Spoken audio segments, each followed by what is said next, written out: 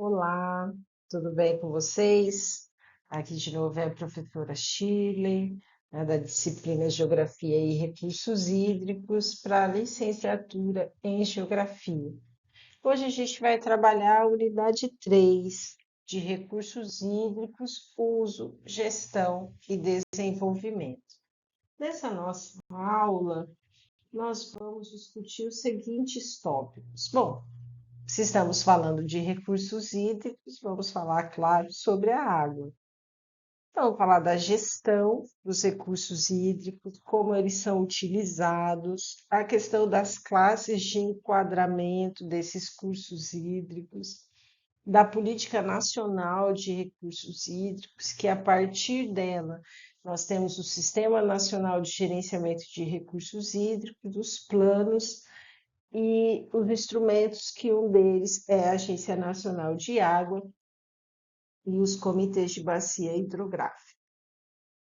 Falando sobre a água, um tema aí que a gente vem tratando, né, desde o início da nossa disciplina, desde lá da aula de apresentação que eu mostrei aquelas informações sobre o uso da água, né? E falamos também sobre a distribuição da água na Terra.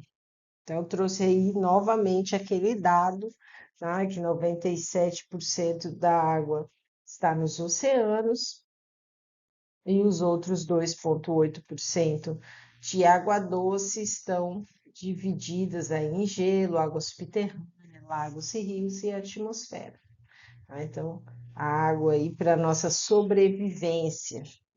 Mas também a gente pode lembrar que a água é uma substância cujas moléculas são compostas, né, por um átomo de oxigênio, dois de hidrogênio, a famosa H2O. Trata-se de um líquido inodoro, insípido e incolor. Essa informação é importantíssima para a gente pensar o restante da discussão da aula de hoje. Lembre-se, a água tem que ser inodora, ou seja, sem cheiro, sem sabor e sem cor, né? Então, vamos pensar sobre isso no decorrer da minha fala aqui com vocês. Ela é, obviamente, indispensável à vida humana, ela compartilha dos processos ecológicos essenciais para a nossa sobrevivência no planeta e é o habitat e nicho ecológico para os organismos vivos. Então, a água é o elemento-chave da nossa sobrevivência.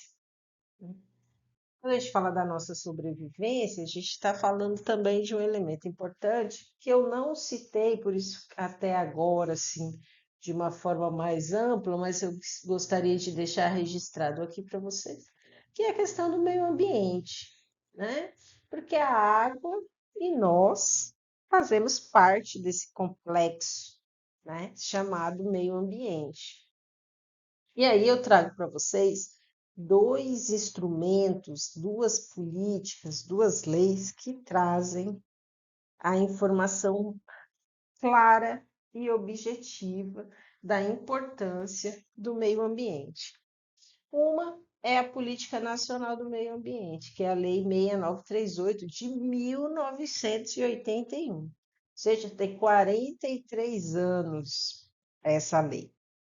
E ela já dizia lá atrás, no artigo 3, que o meio ambiente é o conjunto de condições, leis, influências e interações de ordem física, química e biológica, que permite, abriga e rege a nossa vida em todas as formas. Então, é um ponto bastante importante e que traz diversos relacionamentos, né? Nessa questão da sustentabilidade, na questão sistêmica.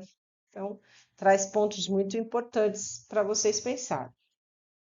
E a Constituição Federal de 1988 traz no artigo 225 o seguinte texto: todos têm direito ao meio ambiente ecologicamente equilibrado.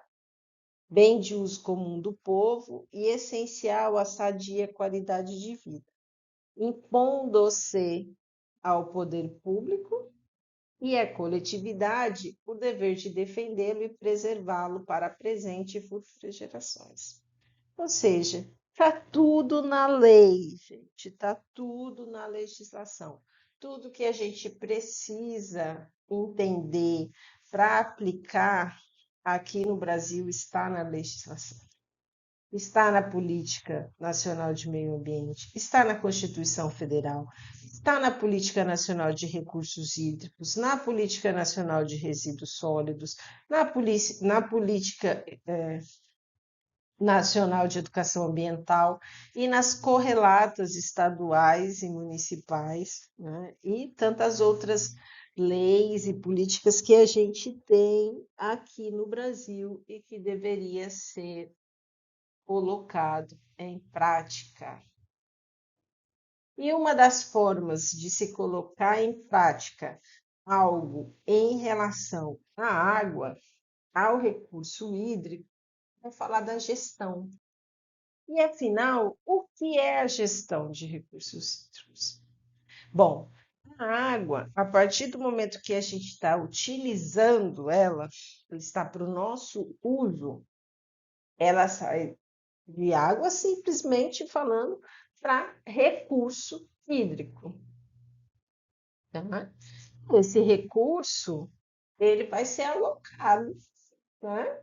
Aqui a gente tem 3 exemplos, que é a agricultura, a geração de energia e as cidades, né, para o consumo humano. Então, a gestão e a alocação disso daí, desta água, funciona para que a gente consiga utilizar esta água. A gestão é responsável por prover a água que a gente consome. Né? Essa água tem que ser na quantidade necessária, na qualidade compatível com os seus usos, no local em que se faz necessária, com distribuição temporal adequada aos usos, com garantia compatível com os seus usos e em condições economicamente viáveis e mesmo de forma sustentável. Eu trago aqui embaixo 3 figuras para a gente pensar. Né? Essa daqui não é aqui no Brasil, mas essa daqui e essa daqui é. Né? Quando se fala da água no local onde ela se faz necessária. Então, em vários pontos do nosso país, a gente tem essa realidade aqui, onde as pessoas não têm acesso à água. Eu falei na aula passada, né, na unidade 2, sobre a bacia hidrográfica, que nós temos um déficit de saneamento básico, né, com tratamento de esgoto e abastecimento de água potável muito grande no país, né? Uma diferença muito grande entre as regiões. Então, são pontos aí para a gente pensar, né? Que água essas pessoas têm, o que água nós temos para beber, em que momento, né? Será que essa água é limpa? Como aqui nessas duas figuras, são possíveis de utilização, a gente consegue consumir, a gente consegue ter o direito de reservar, de ter o direito de utilizar na agricultura, né? Então, esse formato de gestão, de se pensar nesses elementos, não difere nem um pouco da gestão de outras atividades. É pensar oferta e demanda. Quando eu penso em oferta e demanda, alguns pontos nos chamam a atenção. Primeiro, a gente precisa de água, né? Da disponibilidade da água, né? Pensando na quantidade, na qualidade, no tempo, no espaço, nas incertezas. O mesmo para a demanda. Né? Quem precisa dessa água, precisa dela em quantidade, precisa dela em qualidade, precisa dela no tempo certo, precisa dela, vamos dizer, até que chegando até a sua casa, que ela não precise andar quilômetros para ir buscar, e isso lhes traz incertezas sobre o futuro dessa água, inclusive sobre o futuro das pessoas. Por quê? Nós vivemos num contexto de muitos usos, né? Muitos usuários, uma demanda crescente do uso da água e a qualidade degradada dessa água cada vez mais. E isso vai nos gerando conflitos, conflitos pelo uso da água, né? Então, é um ponto também a se pensar, tá? E a gestão dos recursos hídricos, ela vem para trazer esses pontos para a gente pensar e atuar, né? E nós podemos atuar na gestão da água, porque a gestão da água pressupõe a participação da sociedade civil, né? Então, quando se pensa no gerenciamento da água, né, a gente pensa num processo de tomada de decisão. Os sistemas de gerenciamento de recursos hídricos devem ser criados para facilitar o poder de decisão, a tomada de decisão pelos gestores da água. Que decisões são essas? Quais são os usos prioritários? A gente também já viu nas aulas anteriores que o uso prioritário da água é para abastecimento público e dessedentação de animais, né? Em períodos de escassez, essa é a prioridade máxima. Mas nós temos aí outros usos, outras necessidades que a gente vai ver já já. Então, usos prioritários. Como que essa água vai ser alocada entre diversos usos? O quanto vai para quanto? Os investimentos na bacia, ou seja, não dá para deixar lá abandonada, né? Então, aquele nosso manancial, da onde vai sair a água para a gente consumir, tá? Então, tem que ter recuperação de áreas degradadas, processos de despoluição, acesso, processos de investimento na canalização dessa água, no tratamento dessa água e etc. E aí, como eu disse para vocês, a gente precisa saber para a gente poder participar. Então, quem são os gestores?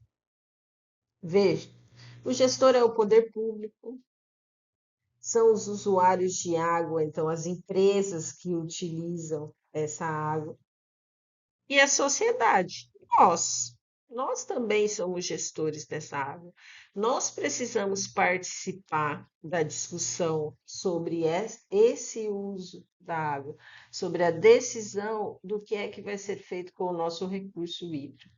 Então, essa fala aqui é uma fala até mesmo voltada para a questão da educação ambiental, né? Da necessidade da gente discutir estes assuntos com os nossos alunos no momento que a gente está falando do recurso hídrico, no momento que a gente está ensinando lá sobre as grandes bacias hidrográficas brasileiras e etc.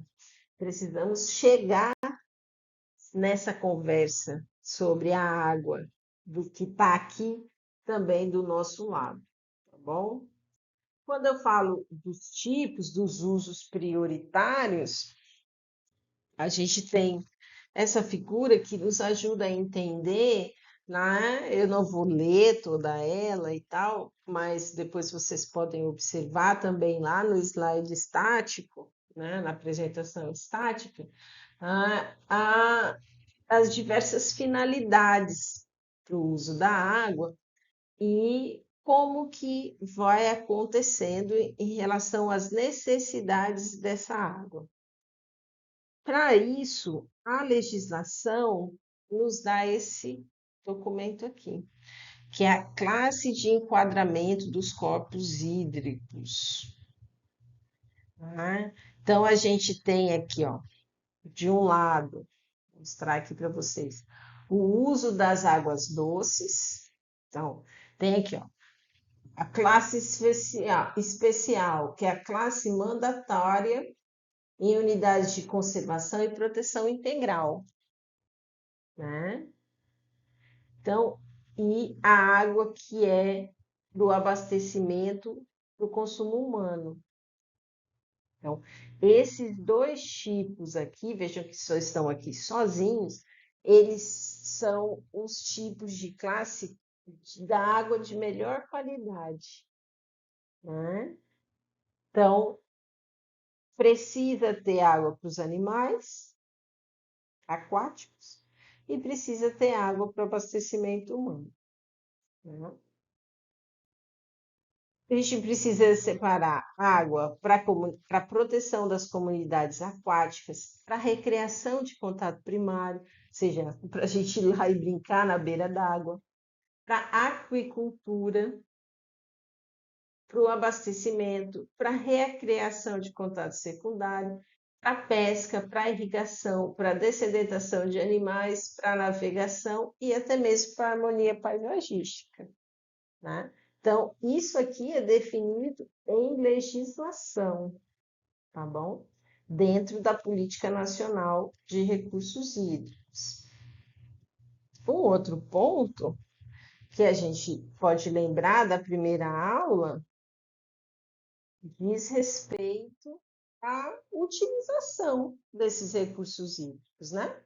Então, tá bem nítido aqui quem é que mais utiliza a água, a nossa água, tanto superficial quanto subterrânea, né? Então, a gente tem aí a irrigação, o abastecimento animal e a indústria, né? Que utilizam praticamente quase 90% dessa água que nós temos, né, no Brasil, disponível. Um outro ponto é que este consumo ele vem subindo ao longo dos anos. Em vez de economizarmos a água, de protegermos os mananciais, nós temos cada vez mais o aumento de processos como a irrigação, tá? Que é esse tom azul aqui mais claro. Então, veja como era pouca agricultura irrigada, ou seja, vivíamos numa situação que o agronegócio ainda não era tão forte, a questão das commodities e tal, e depois a gente vai tendo uma projeção muito grande do consumo para irrigação até 2030. Os outros, olha, cresceram bem menos do que esse processo aí da irrigação. E isso traz consigo outros problemas ambientais além do uso da água, né? Traz o desmatamento, traz a queimada, traz a morte de animais, traz os conflitos com as comunidades tradicionais, com as comunidades, né, que estão aí às margens das áreas de agronegócio. Isso é para ser pensado também. Outro ponto que a gente precisa lembrar é que o Estado é responsável por tudo isso, tá? Por meio do Sistema Nacional de Recursos Hídricos e os órgãos responsáveis pelos recursos hídricos, eles têm que fazer todo o trabalho relacionado ao que está na política. Dentre eles, proteger os recursos hídricos através da legislação, definir critérios de outorga e direitos de uso, gerenciar a participação pública quanto à exploração da água para energia, incentivar o consumo hídrico na irrigação e para a produção em região de secas. A gente teve a questão da transposição, né, do Rio São Francisco, e definir diretrizes para o saneamento básico. Tudo isso, gente, está dentro da Política Nacional de Recursos Hídricos, que é uma lei lá de 1997, ou seja, tem quase 30 anos que ela foi instituída. Ficou conhecida, então, por Lei das Águas, ela tem aí o caráter de estabelecer instrumentos para a gestão dos recursos hídricos de domínio federal, né, que são aqueles que passam por mais de um estado, e assimilar a essa são as políticas estaduais de recursos hídricos, que vão trabalhar com os cursos d'água estaduais, né? E também é a política que cria o que eu falei agora há pouco, que é o Sistema Nacional de Gerenciamento de Recursos Hídricos. A lei, ela deu maior abrangência ao código que a gente tinha, que era o Código de Águas, lá de 1934, que relacionava as decisões do uso da água ao setor elétrico, então era a água principalmente pensada para a geração de energia, né? Então, quando se fala já na política de 1997 sobre o uso múltiplo, né, como prioridade, o abastecimento humano e a dessedentação animal em caso de escassez, a lei vai dando aí um passo bastante importante e trazendo uma questão mais democrática para a gestão dos recursos hídricos. Então, pensando lá no que está na Constituição Federal, de, né, no artigo 225 da Constituição Federal, que traz que o principal intuito é assegurar a atual e as futuras gerações uma água de qualidade, a gente também está falando de um meio ambiente de qualidade. Tá? Então, ela está aí totalmente relacionada com a política, né, ambiental do país. Quais são as principais ferramentas da Política Nacional de Recursos Hídricos? São os planos de recursos hídricos, que vão tratar do gerenciamento dos recursos hídricos, é a outorga, ou seja, todo mundo que faz captação da água direta tem que ter a concessão para esse uso da água. Essa concessão, ela funciona muito como um parâmetro para se saber o que se tem e o que se gasta de água, principalmente subterrânea. E isso vai estar nos planos de bacias hidrográficas, né? Na gestão lá da bacia hidrográfica. Uma outra ferramenta da política é o sistema de informações, ou seja, fornecer subsídio para a formulação dos outros planos de recurso hídrico, tendo em si a conjugação de dados sobre a quantidade e a qualidade da água. O enquadramento, né, que a gente já viu, onde cada corpo d'água recebe uma classificação e vai dizer como é que a gente pode utilizar. E ali a gente falou do enquadramento dos corpos de água doce, mas a gente tem os corpos d'água salgados, salobros e salinos também, que têm o seu próprio enquadramento. E a própria cobrança pelo uso da água. Tá bom? Então, é pensar tudo isso é assegurar a atual e as futuras gerações uma necessária disponibilidade de água em padrões de qualidade adequados aos respectivos usos e a utilização racional e integrada dos recursos hídricos, pensando que na prevenção e na defesa contra eventos hidrológicos críticos, né? Então, são pontos chaves aí da Política Nacional de Recursos Hídricos. Um dos instrumentos da Política Nacional de Recursos Hídricos é o Sistema Nacional que a gente viu agora há pouco, né? Esse sistema, ele cria o Conselho Nacional de Recursos Hídricos e que nos estados a gente tem os conselhos estaduais ou do Distrito Federal, né, dos recursos hídricos, implementa por meio da Agência Nacional de Água, a política e a gestão dos comitês de bacia hidrográfica, principalmente no âmbito federal, e os estados, as bacias hidrográficas estaduais, né? Então, agrega também dentro do sistema os órgãos públicos que se relacionam com a gestão dos recursos hídricos, as SEMAS, né, as secretarias de meio ambiente, as secretarias municipais de meio ambiente.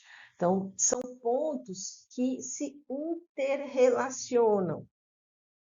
Então, o sistema ele faz esse link, essa relação entre todos os elementos aí que discutem e trabalham perante os recursos hídricos. Com isso, se cria diretrizes de ação, ou seja, qual é o pensamento? Para onde a gente vai com essa gestão dos recursos hídricos? Bom, é se pensar na qualidade e na quantidade da água. Lembra que na aula passada a gente viu, né, que é finito, né, que está degradada. Então, temos que pensar sobre isso para que não fiquemos sem água no futuro. A integração da gestão dos recursos hídricos com a gestão ambiental. Pensar que o solo é um fator primordial no uso, manejo e conservação das águas. De novo, vocês vão ver muito sobre isso no vídeo, né, no documentário A Lei das Águas, que eu pedi que vocês assistissem. Quem assistiu já vai saber do que eu estou falando. A adequação às diversidades físicas, bióticas, demográficas, econômicas, sociais e culturais. Então, veja, a gente tá falando de um meio ambiente complexo, a gente não fala só da natureza, só do natural. Então, a gente está falando de toda a complexidade que se relaciona, né, no sistema, né? O planejamento, a necessidade do planejamento que tem que considerar os usuários regionais e os usuários nacionais. E, olha só, a integração da gestão das bacias hidrográficas com dos sistemas estuarinos e as zonas costeiras. Então, tem que estar todo mundo interligado, é sistêmico, tá? Para que isso seja sistêmico e seja aplicado, a gente precisa dos planos de recursos hídricos. Esses planos, esse diagnóstico e esse pensamento, ele vem para quê? Para diagnosticar a situação dos recursos hídricos, aonde? Na bacia hidrográfica. Analisar o crescimento demográfico, a produção e a ocupação do solo, ou seja, analisar os usuários dessa água, verificar a quantidade e a qualidade da água para demandas futuras, verificando problemáticas, estabelecer metas de racionalização para melhorar a qualidade e aumentar a quantidade da água. Lembra que tem que ter um projeto para se pensar a melhoria desse sistema. E esse projeto tem que ser desenvolvido, tem que ser implantado, né? Colocar em prática a prioridade para a outorga, então, para que tipo de uso é aquela água, cobrar pela água e fazer criação de áreas protegidas. Criação de áreas protegidas, por exemplo, está relacionado com a criação de matas ciliares. De novo, assistam o vídeo da Lei da Água, que vocês vão entender tudo isso aqui, né? É uma aula de geografia dos recursos hídricos desse documentário A Lei da Água. E aqui onde que devem ter as proteções nas nascentes, em toda a largura do rio, né, nos reservatórios. Então a gente precisa que isso seja protegido. E quem é que vai olhar tudo isso no âmbito nacional e local? No âmbito nacional, a Agência Nacional de Águas. No âmbito local, os comitês de bacias hidrográficas. A Agência Nacional de Águas fiscaliza se a lei está sendo cumprida, libera o uso da água, fiscaliza o uso da água, fiscaliza os projetos, colabora com os comitês de bacias, tanto federais como estaduais, né? Planeja ações, elabora estudos técnicos, trabalha com os comitês a cobrança e a aplicação de recursos para as águas da União e é responsável por elaborar esse plano que eu acabei de falar de recursos hídricos.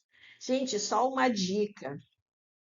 Pesquisem aí na internet a Agência Nacional de Águas. Ela tem um conjunto de cursos de capacitação relacionada aos recursos hídricos em EAD, que vocês já estão craques, tá?